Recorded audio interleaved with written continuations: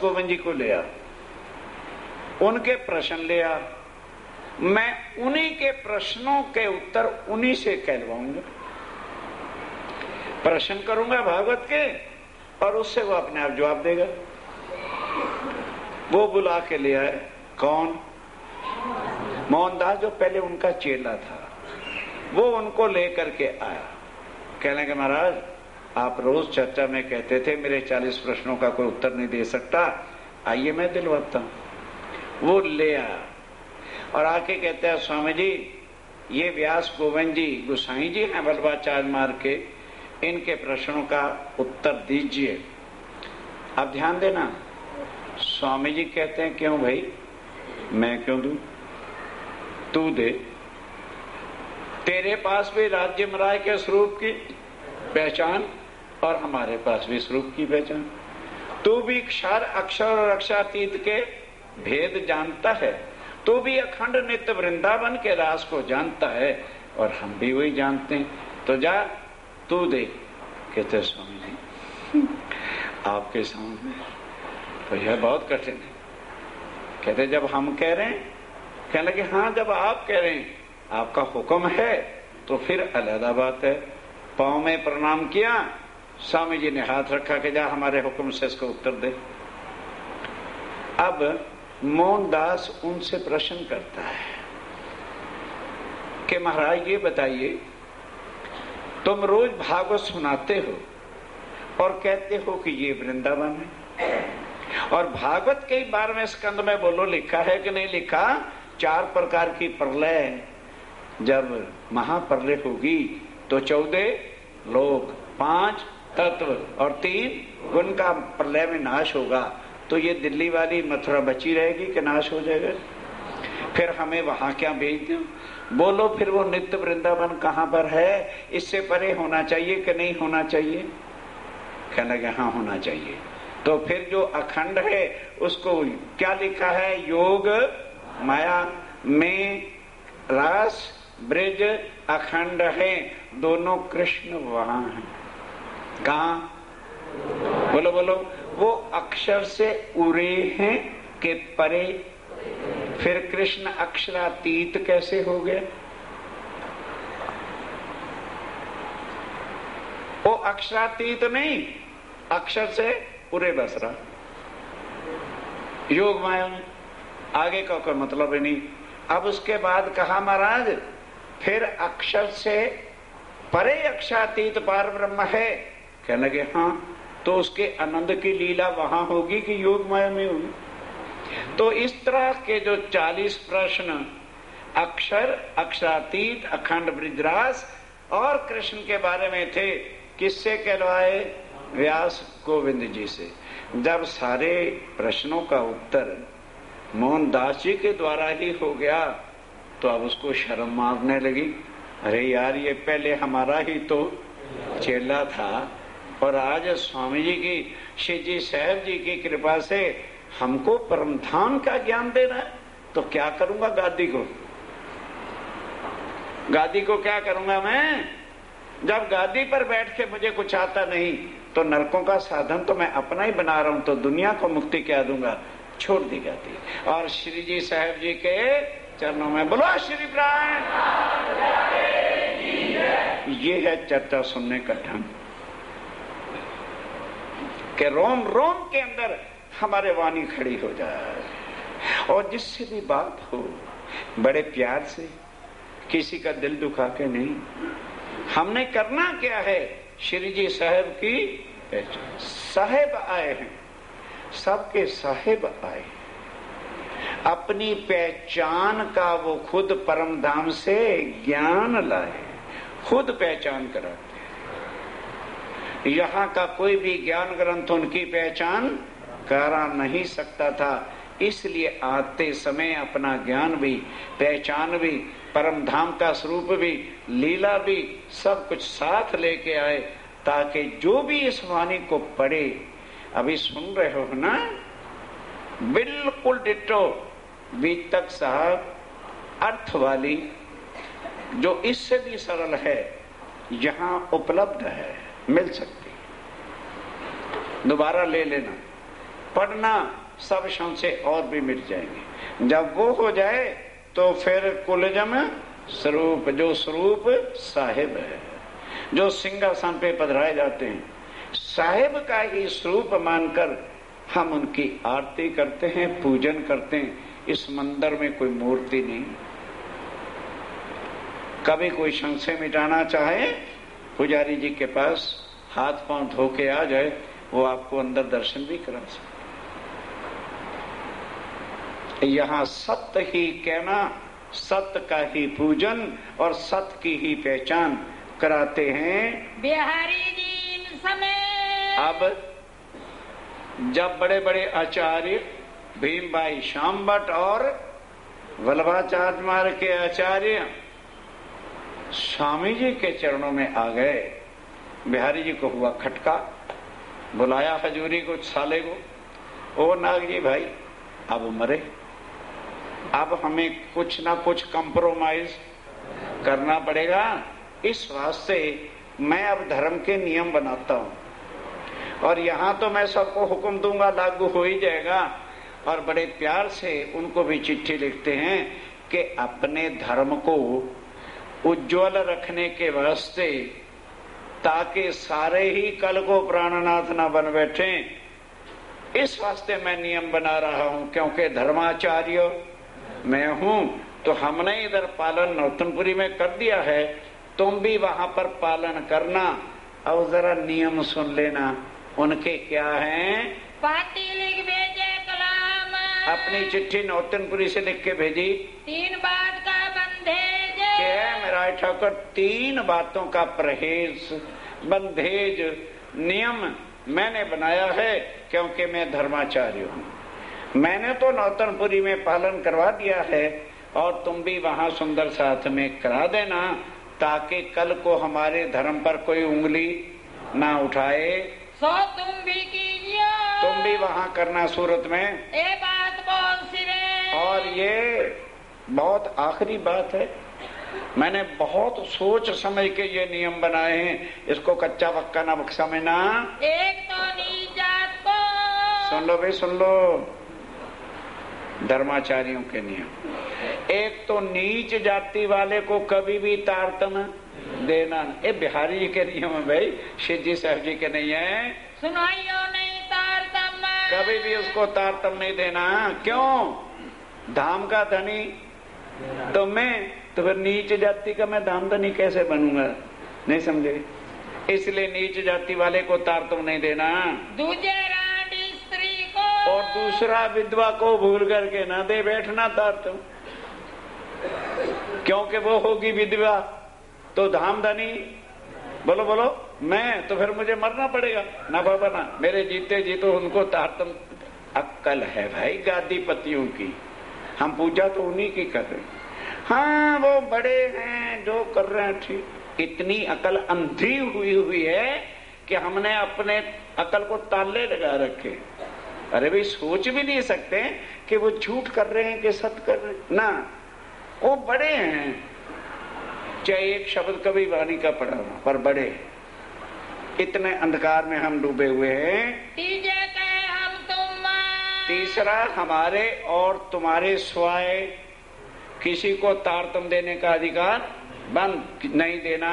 ए 3 बात को, ये 3 बात को जहूर की जो उत्तर, वहाँ जाहिर लागू सबके ऊपर कर देना। धर्म उज्जवल देखिए, अपने धर्म को उज्जवल रखना है। कोई करे ना निंदा की, कल को कोई निंदा ना करे। छोटी जाति वाले इनके भी तारतम देते फिरते हैं। ए बात पाती की सुन के, अब वो चिट्ठी आई सूरत में, स्वामी जी ने पढ़ी और हंस पड़े। लगे लो राज्य महाराज हो गया कल्याण। देवचंद जी ने कहा था आत्माएं उतरी हैं 4 वर्णों, 4 जातियों में। ब्राह्मणों के अंदर भी है, क्षत्रिय के अंदर भी है, वैश्य के अंदर भी है, शूद्रों के अंदर। अरे शरीर ही तो शूद्र है, आत्मा तो शूद्र नहीं होती। आप सुनना स्वामी जी क्या उत्तर देते हैं। श्री जी लिखी खबर, स्वामी जी बड़े प्यार से कहते हैं, सतगुरुदेव चंद जी की गादी पर विराजमान बिहारी जी महाराज, मैं उत्तर दे रहा हूं, बुरा ना मानना। नंबर 1, बाहर की अक्ल छोड़ के, बाहर की दृष्टि छोड़ के आत्म की दृष्टि से जरा देखो और विचारो। जवाब 3 बात को, तीनों बातों का मैं जवाब दे रहा हूँ। हम तुम्हें लिखो बनाए, मैं तुम्हें अच्छी तरह से लिख रहा हूँ, बुरा नहीं मानना। ताको विचार कीजिए, उस पर जरा विचार कर लोगे तो तुम्हारी समझ में आ जाएगी। अहंकार में भुड़क उठोगे तो ताला तेरी अकल को पहले ही लगा हुआ है। श्री देवचंद्र जी राज चलाए के देखो, धर्म के नियम उसी को बनाने का अधिकार होता है जिसने धर्म को चलाया। ना तुमने धर्म चलाया है और ना मैं, इसलिए ना तुम्हें कोई नियम बनाने का अधिकार है ना मुझे। तो देवचंद जी की नजर कहां पर थी? एक दिन वो गांधी भाई जी के घर बैठ के चर्चा सुना रहे थे, तुम वहां पर मौजूद थे और मैं भी वहां मौजूद था। तो एक मुसलमानी, याद होगा प्रसंग सबको, एक तो वो विधवा थी, पति मरा हुआ था, दूसरा वो नीच जाति की थी। उसकी आवाज सुनकर तुरंत उसको बुलाया था और उसकी आत्म के हिसाब से उसको तुरंत तारतम देके सुंदर साथ की सेवा में लगा दिया था। तो फिर बोल, जो हमारी आत्माएं जिन्होंने उस समय ऐसा मांग कर ली होगी कि वहां नीचे जाति वाले कैसे रहते होंगे, भंगी क्या करते होंगे, उन आत्मा को राजे ने उसमें उतारा है। तो फिर यदि जाति पाति और शरीर से देखेंगे तो हमारा कभी भी काम पूरा होने वाला नहीं है। और उन्होंने क्या कहा था? अखंड। ध्यान दो कि ये जो ब्रह्मवाणी है ये क्या है? अखंड है। और यदि मैं और तुम दोनों तारतम सुनाएं और किसी को सुनाने का अधिकार ना दें तो तुमने भी एक दिन शरीर छोड़ना है और मैंने भी छोड़ना है। उसके बाद फिर तारतम सुनाना बंद, तो सारी दुनिया को कैसे ब्रह्मवान ज्ञान पहुंचेगा? या लीला के प्रताप से, इस वाणी की कृपा से, प्रताप से, शक्ति से होए बक्का ब्रह्मांड, ये ब्रह्मांड को अखंड होना है। बोलो श्री प्राणनाथ। ये वो ज्ञान है जो हर मानव को जन्म मरण से छुड़ाता है, पर कामल गुरु चाहिए। खुद सतगुरु कहलाने वाला नरकगामी है और तुम्हें भी नरक में लेके जाएगा। हरिद्वार की चर्चा के बाद पद्धति हमारी क्या है, अर्थ सहज छुपवा दी गई है, सबको मिल जाएगी। कि उन्होंने हमें भटका के कह रखा हम सतगुरु हैं, पूरे गुरु हैं, वो नरक जाने वाले हैं जो प्राणनाथ जी की वाणी के विरुद्ध चलते हैं। क्या कहा? इस वास्ते हे बिहारी जी महाराज, ये नियम तुम ही पालन कर सकते हो। मैं सुंदर साथ को छूट देता हूं कि जिसको अक्षरातीत पार ब्रह्म की पहचान हो जाए और पहचान कराने की शक्ति हो, वो जिसको चाहे पहचान करा के तारतम दे सकता है। क्योंकि एक शरीर तो एक ना एक दिन खत्म होगा, तो क्या सब दुनिया फिर और शरीर पर बंधे रहेंगे क्या? जित होए अंकुर निज धाम को, जित होए अंकुर परम धाम की आत्म हो, तड़प उठे, चाहना हो, अभिलाषा हो, तो उसका संबंध श्री जी साहब जी के चरणों में जोड़े, तारतम दे दे। गिनिए ऊंच नीच नातीता, और वहां पर कभी भी ऊंच नीच, गरीब अमीर, छोटा बड़ा गिनना नहीं चाहिए। श्री देवचंद्र जी है। ये रास्ता सतगुरु देवचंद जी के अंदर बैठ के अक्षरातीत राज्य महाराज ने बताया है। कई आत्म दृष्टि की, आत्म दृष्टि की देखो तो आत्मा ना नीच है, ना ऊंच है, ना छोटी है, ना बड़ी है। ये धर्मों के बंधन जो हैं शरीर को हैं, आत्मा धर्म और कर्म से अलग है। श्री देवचंद्र जी ये रास्ता सतगुरुदेव चंद जी ने दिखाया है। हमको तुम आगे नहीं दिखाए, और मेरे और तेरे सामने दोनों को दिखाया था। सोई तुम सब साथ को, इस वास्ते कृपा करके वही तुम सब सुंदर साथ को बताओ। अब वही दियो बताए, वही बताओ जो सतगुरुदेव चंद जी का रास्ता है। अपने मन माने अर्थ मत चलाओ, साथ सबे उतरे हो, क्योंकि सब ध्यान से सुनो अब भाई, सब परम धाम की आत्माएं कहाँ उतरी हैं? चारों वर्णों में आए, चारों वर्णों में आई। ब्राह्मणों में भी है, क्षत्रियों में भी है, शूद्रों में भी है और वैश्य। ये 4 वर्ण तो शरीर के है ना, आत्मा इनसे परे की बात है। ये बंदेज बंदेज से, हे बिहार जी महाराज, अगर ये बंदेज हम लगा देंगे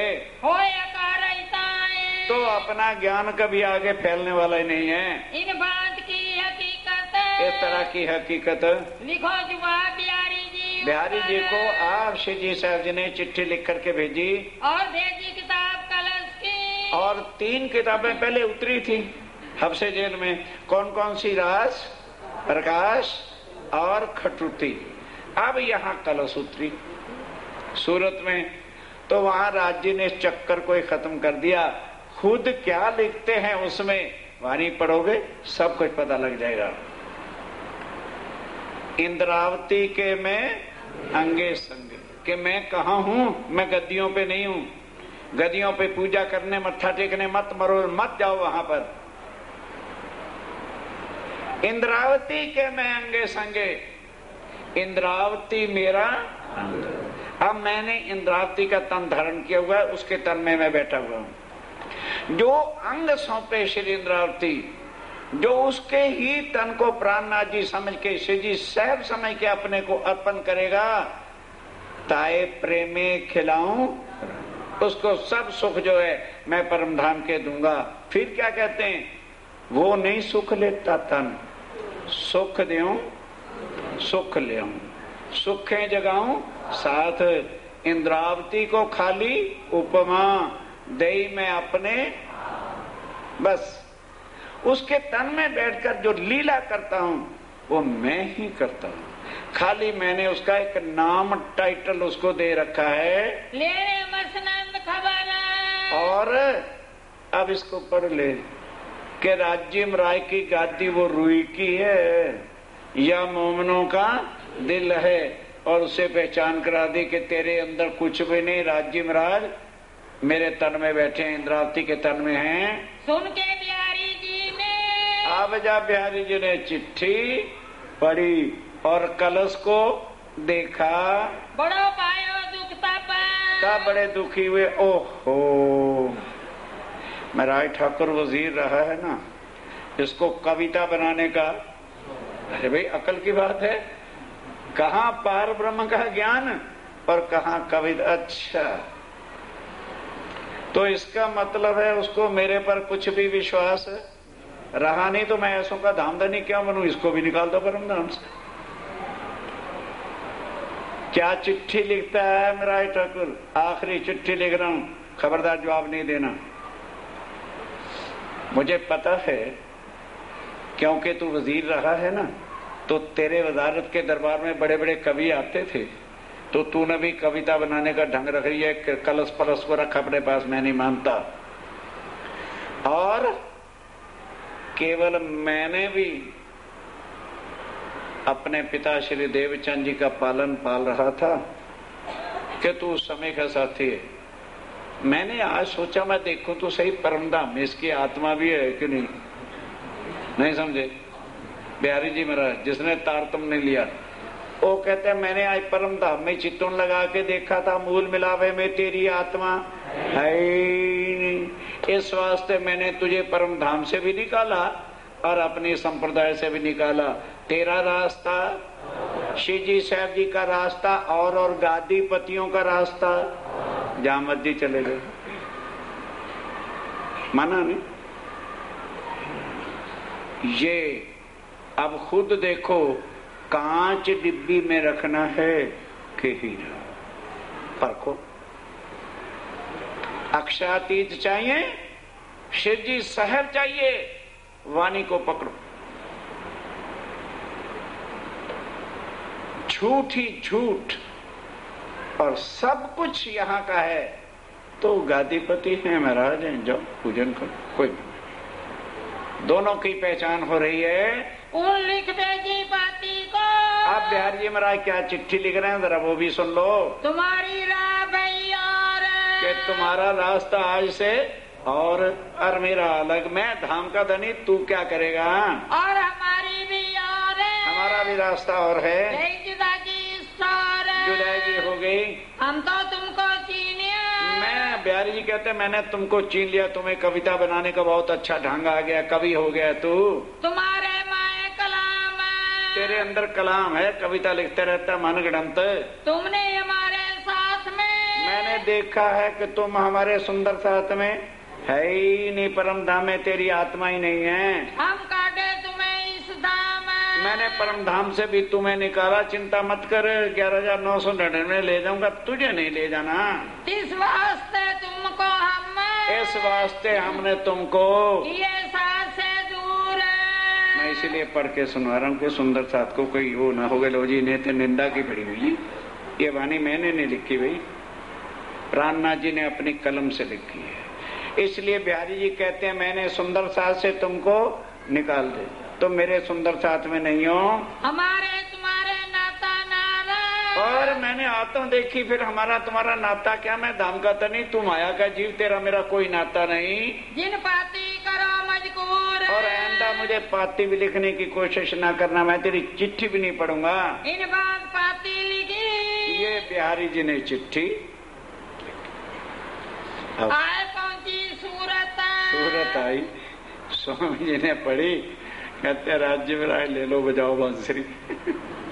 तुम्हें ही परम धाम से निकाल दिया है, करो क्या करना है। अब सोच भी रहे हैं कि अगर सुंदर साथ को ये चिट्ठी पढ़ाऊंगा तो वो क्या कहेंगे कि भाई अच्छा इनका पार ब्रह्म का ज्ञान है, इनकी आपस में ही ढकपटक हो चल रही, चिट्ठी किसी को बताई नहीं, लेके बैठे हैं, सोच रहे हैं। तो जब आदमी सोचता है तो थोड़ी मायूसी आ ही जाती है। भीम भाई आया, स्वामी जी इसी सोच विचार में थे।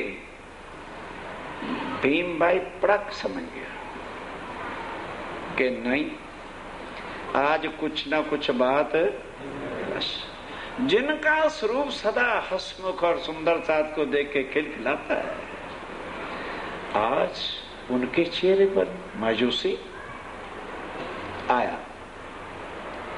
शिव जी के चरण पकड़ के कहते स्वामी जी आज आप उदास क्यों हैं? नहीं, बनावटी हंसी हंस दी। नहीं स्वामी जी इससे काम चलने वाला है, वो तेज, वो नूर, वो मुस्कुराहट आज नहीं। बताओ क्या बात? कहने लगी क्या बताएं? अल्लाह पढ़ ले, पढ़ ले। कहने लगे जी यही तो हम चाहते थे, जो हुआ है देर से हुआ, हम पहले ही चाहते थे कि झूठ एक तरफ हो जाए और सुंदर साथ को सत्य की पहचान। अब ये तुम्हारा काम नहीं, अब ये मेरा काम है। ध्यान दो, यहां तो भड़काते हैं ना उल्टा। भीम भाई जी ने सबको इकट्ठा किया, सब सुंदर साथ को बैठ के बताया कि ना हमारा मतलब महराज ठाकुर से है और ना हमारा मतलब बिहारी जी से है, हमारा मतलब सच्चिदानंद श्री राज्य महाराज और श्यामा महारानी से है। उनके शरीर छोड़ने के बाद जिस तन के अंदर वही दर्द, वही प्रेम, वही सुंदर साथ की तड़प है, तो उस तन में राज्य महाराज बैठे हैं। और जिनके अंदर झूठ अहंकार है उससे हमारा कोई मतलब नहीं। अब दोनों की तुलना करो। अगर बिहारी जी के अंदर राजी और श्यामाजी महाराज बैठे होते तो वो किसी भी सुंदर साथ को ठुकराते, बल्कि नयों को गले लगाते। भीम जी ने प्रश्न किया, बताओ क्या बिहारी जी ने किसी नए सुंदर साथ को परमधाम की पहचान करा के तारतम दिया? सबने कहा जी नहीं, बल्कि जो पहले विश्वास रखते थे उनको भी धर्म से। और महराज ठाकुर वजीर के लड़के थे, पत्नी को छोड़ा, जेल में गए, सुंदर साथ के वास्ते फांसी का हुक्म झेला, फकीरों की तरह से घर घर जाते हैं, भूखे रह रह करके आत्माओं को जगाते हैं। इनको क्या दर्द है, इनको क्या तकलीफ है? इनके अंदर ही अक्षरातीत बैठे हैं। केवल उन्होंने देवचंद नाम वाला तन बदला है और इस तन में बैठ के साक्षात तन की पहचान नहीं कराते। परम धाम अपने मूल में लावेगी और सुंदर साथ के संबंध को बता रहे हैं। बोलो आज से तुम्हारा फैसला क्या है? सब ने फैसला किया कि आज के बाद हम कभी भी नौतनपुरी जाएंगे नहीं और झूठ की गादियों पर कभी भी मत्था नहीं टेकेंगे। पर हे भीम भाई, किस मुंह से स्वामी जी को कहें कि हमारे आप धनी, हमारे आप प्राणनाथ हो? वो तो कभी मानते नहीं। कहने लगे ये फिर तुम्हारा काम नहीं, तुम मेरा साथ निभाओ, मैं जानू और स्वामी जी। तब सब मिलके कहाँ आए? स्वामी जी के। इतना भी यार आप लोग सुन के बात नहीं पकड़ पाते। और मीटिंग अलग हुई थी, फैसला करके आए। और भीम भाई अब आके स्वामी जी से प्रश्न करता है, कहता है स्वामी जी आप परम धाम का ज्ञान सुनाकर हमें अक्षरातीत पारब्रह्म सच्चिदानंद और श्यामा जी की पहचान कराते हैं कि झूठ की? कहते भाई सच्चिदानंद। कहने लगे तो ये बताओ, जिस तन के अंदर अक्षरातीत राज्य और श्यामा जी बैठे होंगे वो सुंदर साथ से प्यार करेगा या जो सुंदर साथ बने हुए उनसे घृणा करके गरीबी अमीरी के हिसाब से बाहर निकालेगा? कहने वो तो प्यार करेगा। तो कहने लगे फिर हमें जो बार बार बिहारी जी धाम धनिया भेजते हो खाली रूई की गद्दी की पूजा कराने के लिए, मैं प्रश्न करता हूं स्वामी जी आप बताइए, उन्होंने देवचंद जी के बाद कितनों को तारतम दिया? बल्कि जो सुंदर साथ थे उनको धर्म से, और आपने कितने कष्ट से जेलों में आप गए, किन के लिए गए? फांसी के तख्ते पर चढ़ने को तैयार हो गए, किन के लिए? दर दर में ठोकरें खाते फिरते हो भूखे प्यासे, किन के लिए? आज से हम सब सुंदर साथ का निर्णय है, हमने पहचान लिया है बिहारी जी रूई की गादी पर बैठे हैं, राज्य और श्यामा जी बैठक तुम्हारे अंदर है, आज से तुम ही हमारे धाम के। सब सुंदर साथ ने जयकारा बोला और श्री जी के चरणों पर गिर पड़े। बोलो श्री राम। चलो पापी का जवाब। अब इस निर्णय के बाद अंतिम चिट्ठी बिहारी जी को स्वामी जी लिखते हैं, जरा ध्यान से सुनो। लिख भेजे कलाम। क्या लिख करके भेजा? तुम हमको काटे साथ से। कि हे बिहारी जी महाराज, आपने लिखा था आमदनी, अब क्या लिख दिया? हे बिहारी जी महाराज, तुमने मुझे धर्म से निकाला, मुझे कोई चिंता नहीं। आगे भी मैं सतगुरु महाराज जी के मेहर से, उस धामधनी की मेहर से सवानी का प्रचार कर रहा था, पर तू गुरु पुत्र था इसलिए मैं तेरा मान रखता रहा। आज तू मेरे से अलग खुद हुआ है, मैंने अलग नहीं। तो सतगुरु महाराज जी का फरमान लेकर मैं सुंदर साथ की जागनी अपने कंधों पर बोझ लेता हूं। नंबर 2, ध्यान दो भाई, तुमने ये लिखा है कि मैं सबका प्राणनाथ बनना चाहता हूं और मैं पैसे ही इकट्ठा करना चाहता हूं। ध्यान दो, अब अभी वो भाई ढूंढ के रखो, यदि मैं निकलूंगा तो। यदि ये लक्ष्य लेके मैं या कोई भी अपनी पूजा कराने के लिए या पैसे से कोई किसी की आत्मा जगाने निकलेगा तो कभी भी कोई काम पूरा। और यदि उस धामधनी का फरमान सतगुरु महाराज जी का शीश पे चढ़ा के मैं जागनी के काम के लिए निकलूंगा तो इस दुनिया के 14 तबक में किसी की शक्ति नहीं होगी जो मेरे बढ़ते हुए कदम को रोकेगा।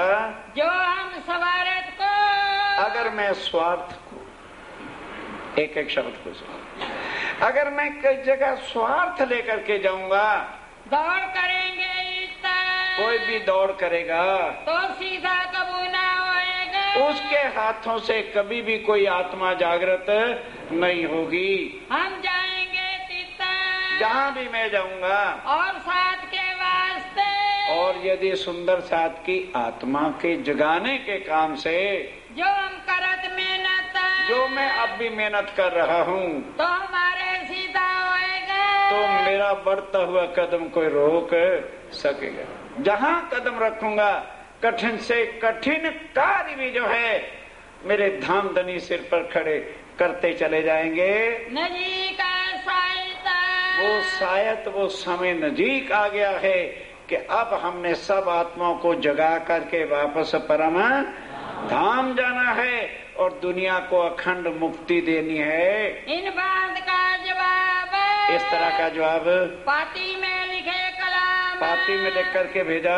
हम तो कमर बांधी और मैंने इस काम की कमर कस के आज से प्रतिज्ञा कर ली है, जाके धनिये पकड़े हाथ, और वो सुंदर साथ मेरे से कभी दूर नहीं हो सकता, वाणी से अलग नहीं हो सकता।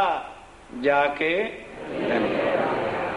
वो भागा चले आएगा अपने धर्म बंधनों से, कर्म बंधनों से, पंथ बंधनों को छोड़कर आत्म का संबंध एक शिव जी साहब के चरणों में आकर के जोड़ते चले जाएंगे।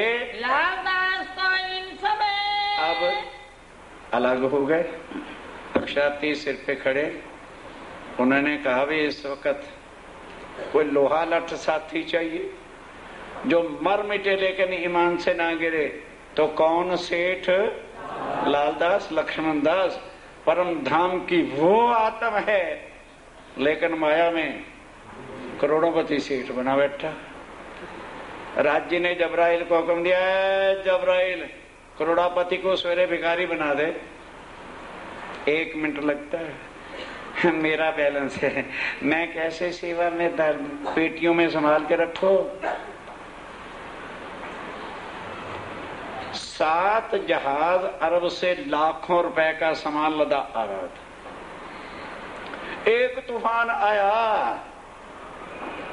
नहीं आया, सातों के सातों घर के अंदर टोटल टैली। अब उधर गोदाम थे, वहां पर रखा हुआ था चौकीदार।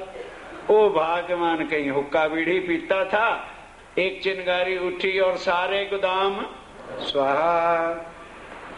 अब ऐसे में देने वाले ठट्ठे नगर से बाहर के जब हुंडिया रहनी किताबें जल गई तब हम क्या देंगे। और लेने वाले ए सेठ लक्ष्मणदास जी 3 लाख रुपए चाहिए। दूसरा क्या, ए सेठ लक्ष्मणदास जी 10 लाख, जल्दी लाओ आज का वायदा है। इज्जत बचाने के लिए जो मकान थे वो भी सारे बिक गए, घर का सोना चांदी बर्तन भी बिक गया। अब चले खाली हाथ, लोटा भी नहीं बचा के पानी पी। कौन? खाली लालदास नहीं, करोड़ोंपति सेठ 1 मिनट में नशा उतारते हैं राज्य में। अगर पहले से ही सेवा में लग जाता इतने दिन ना देखने पड़ते। अब सोचने लगा, उसको नहीं पता चला कि स्वामी जी और बिहारी जी अलग हो गए। उसका टेलीफोन तार कोई पोस्ट विभाग तो आज से 400 साल पहले देश में था नहीं। उसने कहा भी अब चलना चाहिए कहाँ, धाम बिहारी जी के चरणों में। जब तक मैं उनके दर्शन नहीं करूंगा तब तक मैं अन्न जल ग्रहण नहीं करूंगा, फलाहारी दूधारी चले। करते करते करते मंगलोरपुर पाटन आ गया। वहां एक सुंदर साध मिल गया। सुंदर साध ने कहा, अरे भाई कहाँ जा रहा है? बिहारी जी ने स्वामी जी को धर्म से निकाल दिया, अलग हो गए। उसको बड़ा मेरा उनको जो है लालदास को बड़ा गुस्सा चढ़ा, दिल में बड़ी खटपट हो गई कि ये कमबख्त क्या कह रहा है। स्वामी जी तो सबको जगा जगा के वहां भेजते थे। फिर ठंडा होके सोचा, अरे नौतनपुरी तो जाना है, मंगलपुर पाटन से सूरत नजदीक है, पहले सूरत ही हो लूं और उसके बाद नौतनपुरी चला जाऊंगा जामनगर दर्शन करने के लिए। तो साथ क्या था, पत्नी जिसका नाम था लालबाई। लालदास जी की पत्नी का नाम क्या था? लालबाई। लड़का नहीं था, एक सिर्फ लड़की थी, उसका नाम था श्यामबाई। तीनों को लेके चल पड़े। कहाँ से नाव चढ़ के, गांव से नाव चढ़ के आए बंदर सूरत। सूरत बंदरगाह आ गए। संबत 1729 संबत 1729 का साल था। आए पहुँचे सरत। यहाँ आकर के पहुँच गए। आए के श्री साहब जी के, आए के श्री जी से सारी भी तक पढ़ते जाना। बल्कि कई बार मेरे भी मुंह से गलती से स्वामी जी निकल जाता है। श्री जी साहब के चरणों लगे तो कदम पे आके शीश रख दिया। नियम था अनाज का नियम रखा था कि जब तक बिहारी जी महाराज के दर्शन नहीं करूंगा धामधनी के, तब तक रोटी नहीं खाऊंगा। सौंपी थी आत्म, अपनी आत्म सौंप रखी थी। श्री जी अपने चित्त में। आप ध्यान देना, रोटी का टाइम हो गया, अब आ लगी, चलिए सब सुंदर साहब, उस समय घंटी वंटी बजती हो गई या जो भी व्यवस्था थी, सब भोजन के लिए चल पड़े। स्वामी जी ने लालदास को कहा, भाई भोजन जाओ करो। कहने लगे, मैंने प्रण कर रखा है, जब तक धाम दर्शन धनी के दर्शन नहीं करूंगा तब तक मैं भोजन है। अब यहाँ स्वामी जी मुख से कहते हैं कि तेरा प्रण पूरा हो गया, तू धाम धनी प्राणनाथ जी के चरणों में आ गया। आज पहली बार मुख से कह दिया कि तेरा प्रण पूरा हो गया। तब आप श्री मुख, तब अपने मुख से कहा, पूरा तुम्हारा पन्ना, तेरा प्रण प्रतिज्ञा पूरी होगी। ये सुंदर साथ का मिलावा तो शिव जी साहब के चरणों में आ गया है। कछु फिकर ना करो, कुछ फिक्र ना कर, वहाँ जाने की अब बिल्कुल जरूरत नहीं है। पहुँचे मिलावे सैयन, तो सुंदर साथ के मिलावे में आ गया है। श्री मोहम्मद के मोमिनो, आप धाम के धनी अक्षातीत श्री जी साहब कहते हैं, मेरे परम धाम के साथियों, ए शरत करो याद, इन बातों को हमेशा याद रखना, भूल के भटक नहीं जाना। फिर लाल आगे की को। अब लालदास कहते हैं, यहाँ मैं आ गया चरणों में और अपने आप को कैसे अर्पण किया और क्या बाकी पन्ना जी तक कैसे बीती बातें, वो मैं आपको बताऊंगा। जो झगड़े की बुनियाद, कहोगे जी ये क्या, यहाँ से झगड़ा होना है, शुरू युद्ध शुरू, झूठ और सत्य का युद्ध शुरू। जिन धर्माचार्यों ने, गादीपतियों ने जुल्म सितम मचा रखा है, मानव का खून चूसने के लिए झूठ की गद्दियां बना रखी हैं, उनका सिर नीचा करने के लिए सत्य का ज्ञान सुना सुना करके सारे मानव को उनके हथकंडों से बाहर निकालने का ये युद्ध है, जो शुरू होता है। हजरत हाजित करी 10 बजे बंद करना है क्या? चपाई द्रो। श्री मोहम्मद के मोमिनो, श्री मोहम्मद के मोमिनो, ए शरत करो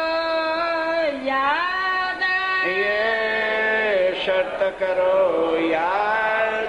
फिर लाल आगे की कहूँ, फिर लाल आगे की कहूँ, जो झगड़े की बुनियाद, जो झगड़े की बुनियाद, जो झगड़े की